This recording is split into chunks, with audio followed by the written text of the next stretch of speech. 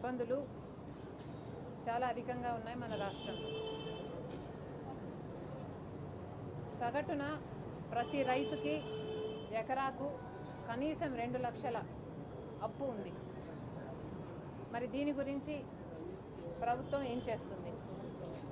వీళ్ళని ఏమైనా ఆదుకునే ప్రయత్నం చేస్తుందా?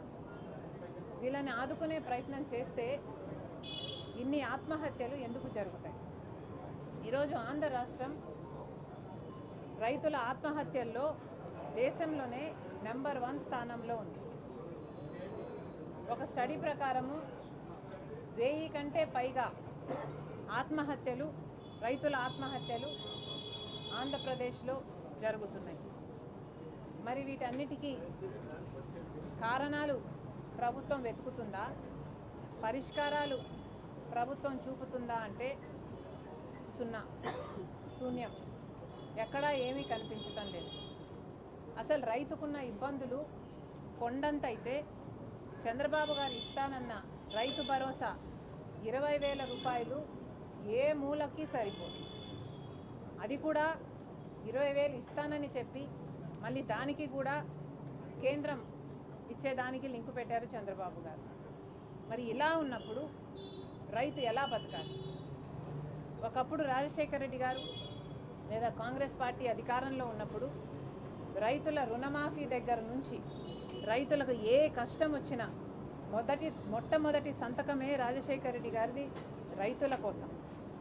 ఉచిత విద్యుత్ మీద పెట్టాడు, విద్యుత్ బకాయిలను మాఫీ చేశాడు. ఎన్ని రకాలుగా సాయం చేయగలిగితే అన్ని రకాలుగా రైతు పక్షపాతిగా నిలిచాడు రాజశేఖర రెడ్డి గారు.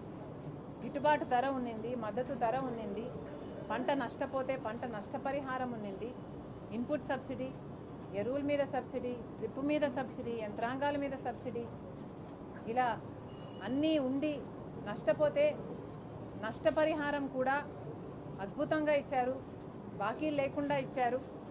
కొన్ని పంటలకైతే మద్దతు ధర మీద బోనస్సులు కూడా ఇచ్చారు. కానీ ఇవేవీ ఇప్పుడు లేకుండా పోయాయి. అసలు రైతులకు ఆసరానే పోయింది, వ్యవసాయంలో సాయమే పోయింది. అసలు రైతు దిక్కులేని స్థితిలో, భరోసా లేని స్థితిలో ఈరోజు ఉన్నారు. పంట నష్టపోతే పంట నష్టపరిహారం కాదు కదా, కనీసం పరామర్శించేవాడు కూడా లేడు ఈరోజు రైతులకు. మరి సర్కార్ ఇంత ఘోరంగా పరిపాలన చేస్తున్నప్పుడు ఒక్క పంటకు కూడా మద్దతు ధర ఉండి కూడా దానికి చట్టబద్ధత లేకపోవడంతో అసలు ఆ మద్దతు ధరకు అర్థమే లేకుండా పోయింది.